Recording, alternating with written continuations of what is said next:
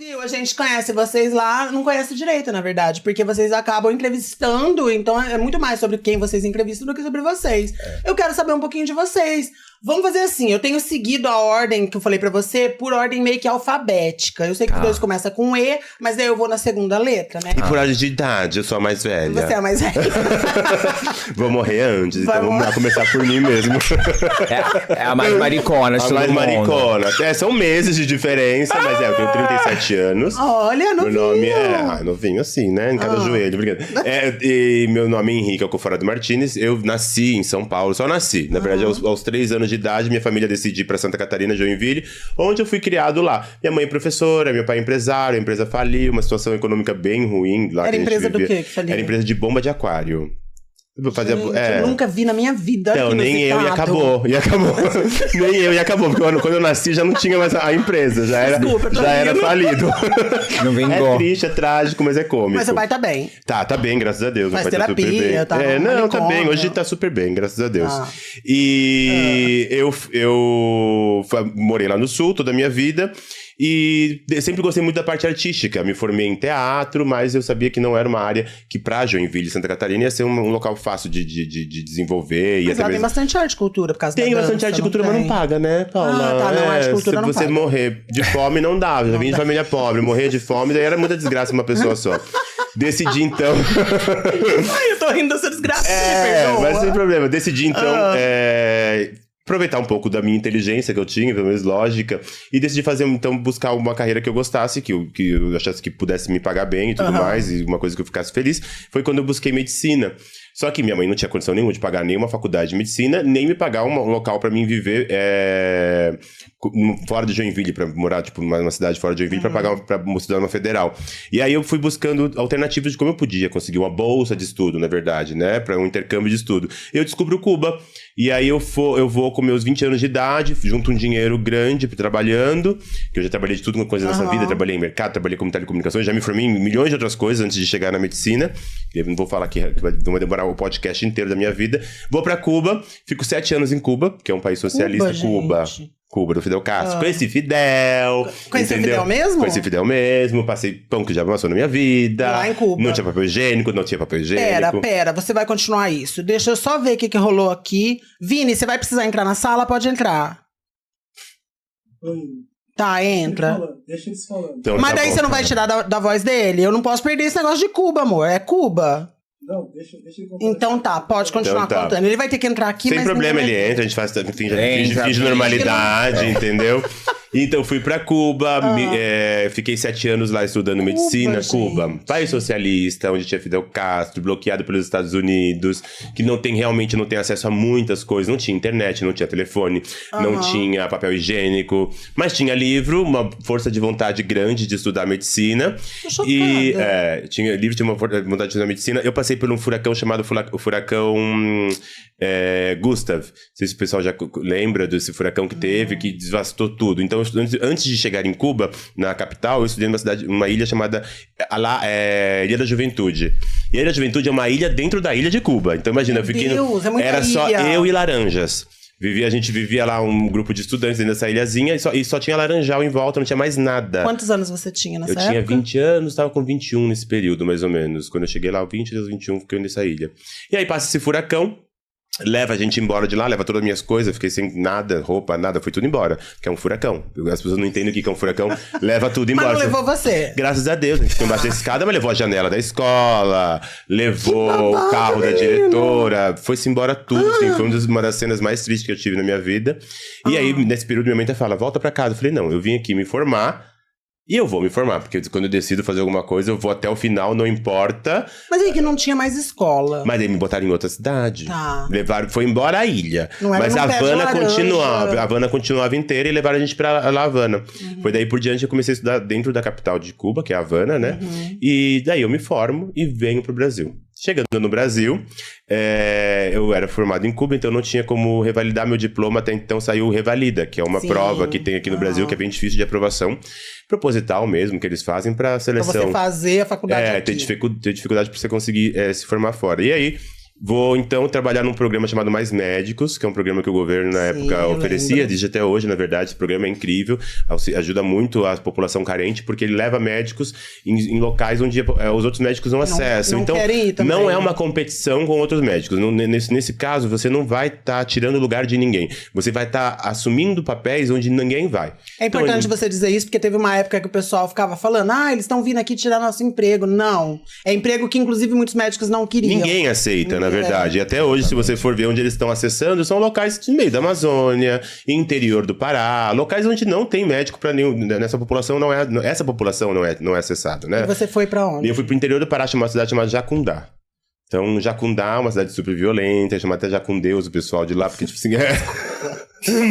E eu vou pra Jacundá, não sabia onde era Jacundá, na verdade eu não sabia nada, simplesmente eu sempre vou, né? Eu falei assim, o que você vai fazer? Eu vou, e lá eu descubro, que nem eu vim no podcast dela, entendeu? Aqui eu descobri o que era. Eu sou assim, e o Everton fala que assim, tudo na minha vida, eu sou assim, você não, eu vou, vai, você vai. Você é? Sou Aries, Que dia? 17 de abril. Eu sou do dia 11. Tá vendo? Somos arianos, a gente toca é regata. assim, a gente É, a assim. gente Gente, dois arianos na sala. A gente quer acontecer. Por isso que né? tava cheirando queimado, vai pegar fogo. Menina do céu. Agora vai. E eu vou pro interior de Jacundá, aí lá eu continuo trabalhando, começo a trabalhar como médico aqui no Brasil, entendo um pouco como que funciona a medicina brasileira, que até então eu só tinha É diferente vivido... mesmo? Se bem que a medicina do SUS brasileiro, ele é baseado na medicina cubana. Que legal. É uma cópia, né? Os cubanos que vieram implantar aqui no Brasil o SUS. E é muito parecido do jeito que deveria funcionar. Mas do jeito que funciona é diferente. Porque é o Brasil, né? Tudo é um golpe, tudo é uma coisa que... números que tem que ser geridos. Então, não é aquela medicina totalmente humanizada. Então, fica... Mas é boa. Vamos dizer assim, dentro do que foi baseado, funciona. Você apoia o SUS, então? Eu apoio o SUS, eu apoiaria que fosse melhor, mas apoio. Acho que é uma forma de a população acessar a medicina. A gente vê a dificuldade de outros países bem desenvolvidos que não têm medicina pública e as pessoas vão passar uma necessidade muito grande. Então, acho importante ter acesso a essa população. Deveria ser um pouco melhor, às vezes, essa forma, né? Às vezes deveria ter uma cobrança diferente ou acesso a outro tipo de coisa, mas é excelente. E vou pra lá, trabalho lá esse período, aí nesse período eu também revalido meu diploma. Logo em seguida que eu já abriu a prova, já passei e já fiquei com o título. Só que eu tinha medo. Porque até então eu passei 7 anos fora, mais 1 ano no interior do Pará, trabalhando lá. Eu não sabia o que era ser médico no Brasil ainda muito bem. Eu trabalhava no interiorzinho e eu tinha medo de sair dali. O que eu ia fazer? Onde é que eu ia pedir emprego? Não sei o que. Então eu fiquei meio assustado. Mas aí a gente, jovem, entendeu? Com o cu fogo no cu. E aí eu começo a viajar pra fora dali da cidade, começo a vir pra São Paulo, onde eu me apaixono por uma pessoa. E ela me traz aqui pra São Paulo, eu começo a procurar emprego, começo a trabalhar como médico aqui em São Paulo. Você quer que ele saia da sala pra continuar essa Não, a gente não tem ciúme, não. E aí, depois de um tempo, conheço o Everton e aí nosso relacionamento mas ainda começa. com outro relacionamento, você conhece? Não, imagina, eu era solteiro. Ela me conheceu com outro, entendeu? Ela gosta sempre mas de agora... Olho. Entendeu? Ela que furou os olhos, mas eu sou bem Furei os olhos comportada. Vamos lá, agora você. Você também foi pra Cuba? Não fui pra Cuba. Sou de São Paulo, fui criado em Guarulhos. Na verdade, a minha família toda... Diferente dele, então, você já era rica, é isso? Não, nunca Porque fui ele- rico. Minha mãe, meu pai, super batalhadora. Minha mãe não tô sempre... zoando, Guarulhos? Imagina. Guarulhos. Minha mãe sempre criou a gente pro mundo, né? Então, sempre criou a minha irmã pra vida, né? Então, eu fui criado em Guarulhos. A minha família sempre foi artística, Paula. Então, minha tia era modelo, meu avô era modelo, meu pai era legal. modelo. Fazia ponta em novela, em comercial. Alguém conhecido? Não, que eu saiba. Não era tão conhecido. Era a capa da Avon. Era a capa da Avon. Capa da Avon. Quando Capa da você Avon. Eu ia... queria ser capa da Avon. Então, quando você Mas ia você conhece no o modelo da capa da Avon? Não tem isso, Tá, e daí?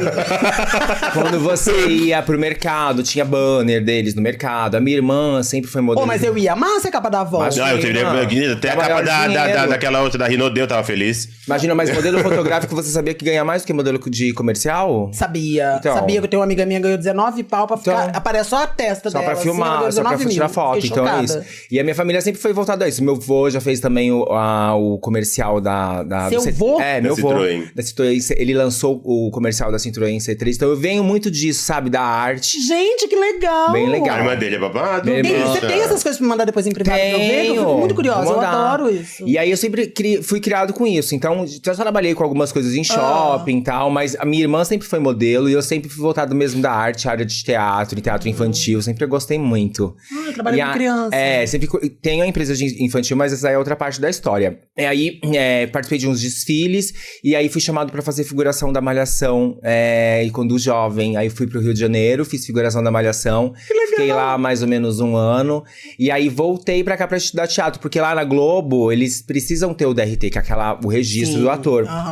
E aí eu tava muito longe da minha família, e disseram, e aí foi o que eu pensei. Eu falei assim, se eu posso estudar aqui, lá na minha casa, em São Paulo, vou ficar mais próximo da minha família, porque lá no Rio, se você é figurante, se você tem o DRT, você tem muito mais oportunidades, né? Pra poder ter fala, ou até mesmo ser ponta de alguma coisa. E ali eu não tinha, então também não tinha também o suporte da minha família. Como eu falei, minha mãe me criou pro mundo, né? Então não tinha condições de me dar uma vida, né, como eu precisava ali naquele momento. E aí volto pra São Paulo pra estudar teatro.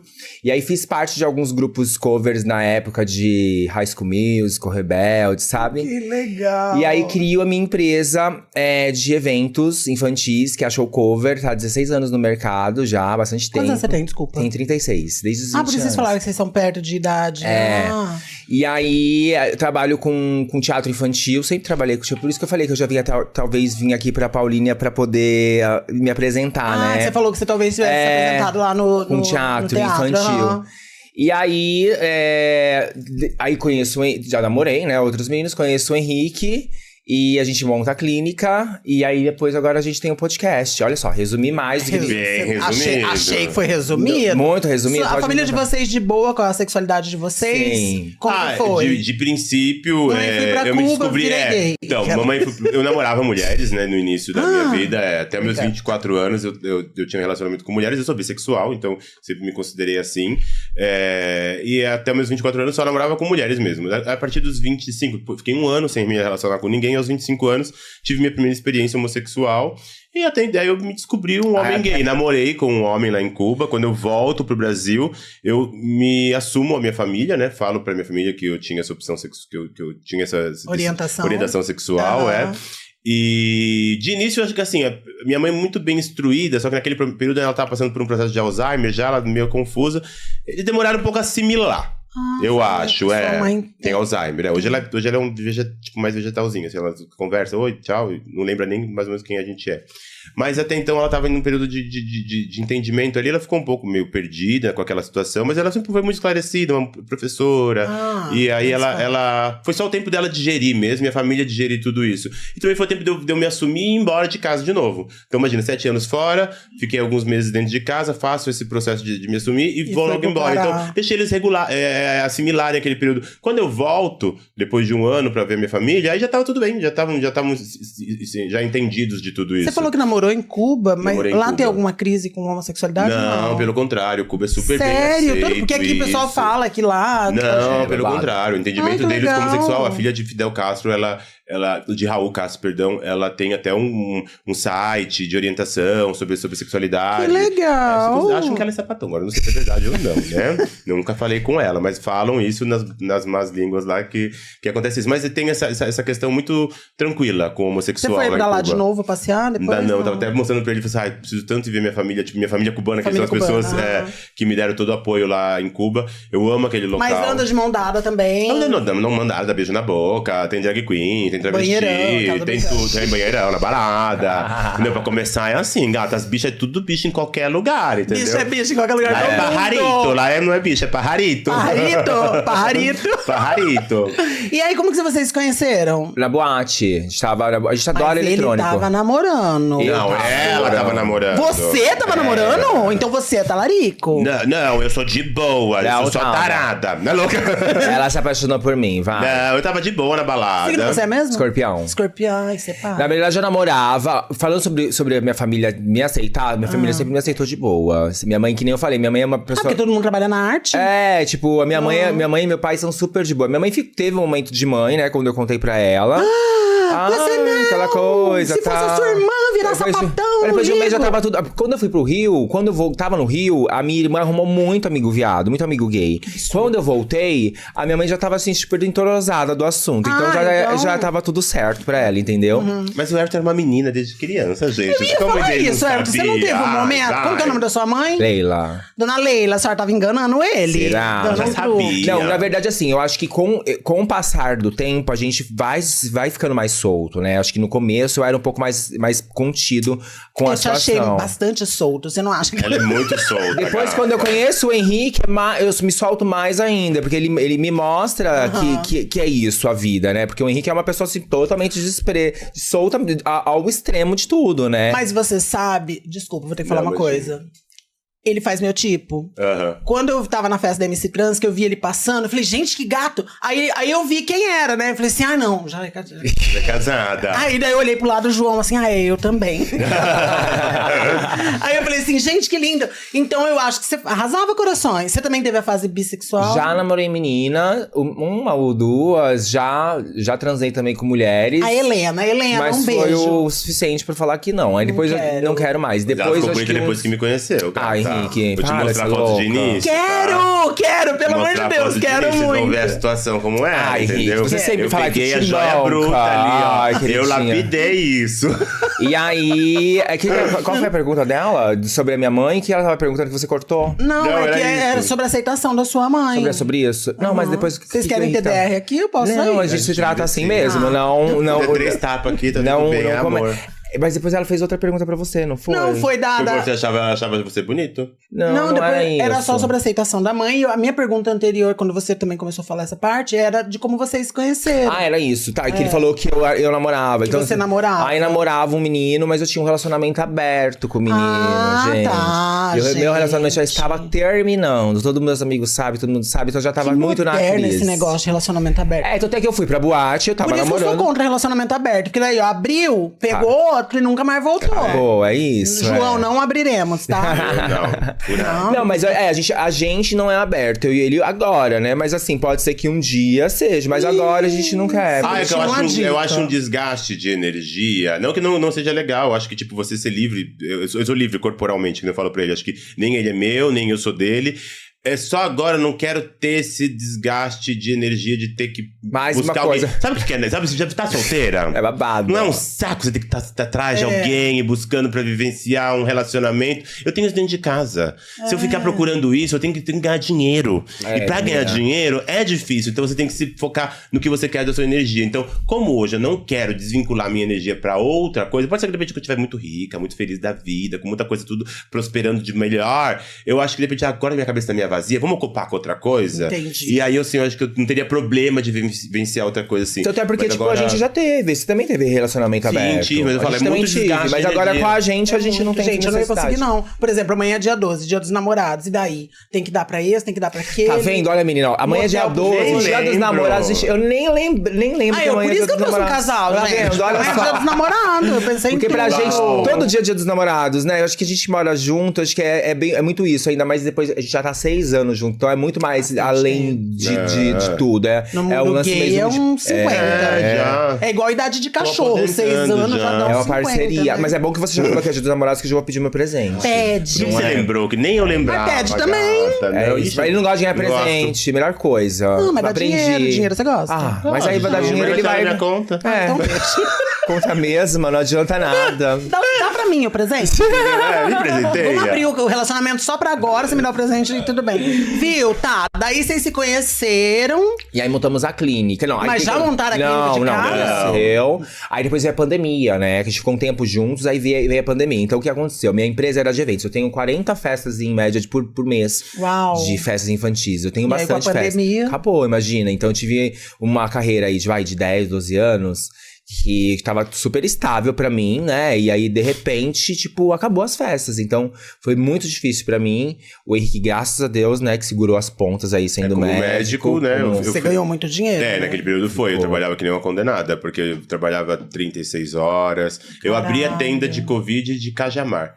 Então, o primeiro médico a atender um paciente de Covid em Cajamar, que é uma cidade interiorana de São Paulo ali.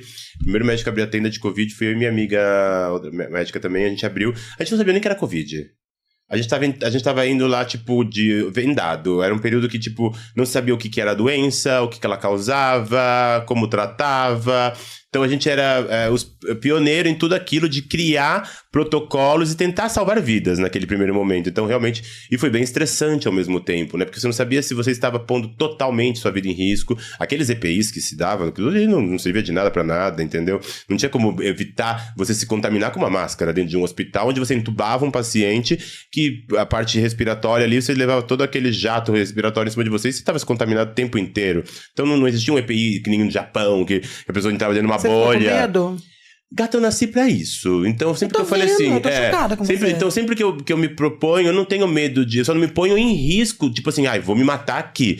Mas se é minha função exercê-la, eu vou exercer. Porque se eu tiver que morrer, cumprir com ela, entendeu? Então eu não tenho medo da vida, eu vou e vivo, na verdade. Eu não tenho muito. Tipo assim, eu não vou pular de uma ponte, porque eu tava na telha. Agora, ela era pilhada. Eu fiquei pilhada. Ela era pilhadíssima, imagina, ela entrava em surto. Eu chegava em casa. Porque eu sempre me cobrei muito, né? Eu sempre tive tudo, assim, do trabalho, meu dinheiro, e de repente não ter mais, sabe? Pra mim foi muito difícil. Então, assim, ainda mais por me cobrar pra poder fazer as coisas, né? Tipo, pra poder ver ele naquela situação. Se sentiu inútil, né? Ele me deixou mais mal que a própria pandemia. Porque ele, no lugar de ele aceitar que eu tava colocando as coisas dentro de casa, que eu tava ajudando, e que quando eu chegasse do trabalho eu queria sossego, eu chegava do trabalho, ele me infernizava.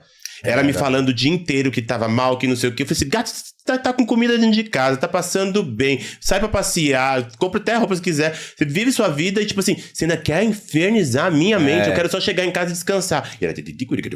Mas é que queria desabafar com você. Desabafar o quê? Eu queria ser desabafado. Eu tava 36 horas recebendo pancada na cabeça. Fiquei pilhado porque é por conta disso mesmo, que nem eu falei, né? Tipo, é bem difícil quando você sempre se mantém e de repente você não tem mais nada pra se manter. Entendo. E aí, eu tipo, fiquei sentindo mal por ele também tá indo trabalhar, por ele também tá se arriscando, né? Mas então vocês começaram a namorar um pouquinho antes da pandemia? Acho que foi até umas 2 anos, 3 anos. Tá. Então já tinha um tempo já pra morar junto. A gente morava junto, já moramos. Aí abriram, aí até então você não tinha clínica. Não, aí não o meu tinha. amigo, meus amigos são médicos, sempre tem clínicas. Me chamam, nesse meio da pandemia, me chamaram pra poder trabalhar na clínica deles. Porque eu falei, eu vou. Mas você tinha experiência em clínica? Mas eu vendo muito bem, eu sempre fui vendedor, então eu tenho muito disso, né? E aí me convidaram pra poder trabalhar lá, e aí eu fui, tive uma proposta muito legal pra trabalhar numa das clínicas, aí sentei com o Henrique e falei, olha, seguinte, ou a gente vai montar alguma coisa pra gente nesse momento, ou senão eu vou trabalhar com esse meu amigo. Então, ou a gente faz algo pra gente, ou eu vou trabalhar com ele e eu vou crescer, e é isso. E aí a gente se resolve montar a clínica. Então, que nem você perguntou, se a gente ganhou, ele ganhou bastante dinheiro na pandemia, ganhou, mas não o suficiente pra montar uma clínica. Porque a gente começa montando uma clínica, é muito caro, com uma sala. Então a gente começou assim, no escuro, que nem a nossa vida sempre é, né, amor? Então a gente se arriscou de montar a clínica no meio de uma pandemia, e graças a Deus a gente tem a clínica hoje, né? Tipo, crescendo. Antes era uma sala, agora são 4 salas, né? Antes era eu e ele trabalhando somente, agora a gente tem bastante gente trabalhando na clínica. A gente gosta muito da clínica, é algo que pra gente é o nosso ganha-pão, né, hoje em dia. E foi o que você falou, você nunca trabalhou. Então a gente também aprendeu muito no decorrer da trajetória a trabalhar, a lidar com pessoas, a se decepcionar com pessoas, porque é muito isso, ser empresário hoje no Brasil é babado, né? E aí a gente tá até hoje com a clínica, né? Adora a clínica, adora todo mundo que trabalha lá hoje com a gente. E depois que a gente resolve montar o podcast. A clínica é saúde ou é estética? É tudo, é saúde e estética. Eu trabalho com nutrologia, então com a parte de desenvolvimento corporal, perda de peso, ganho de massa, reposição hormonal, tudo que for lidar com o processo de anti-envelhecimento. Ainda não tô trocando rim ainda, mas tô cuidando dos rins.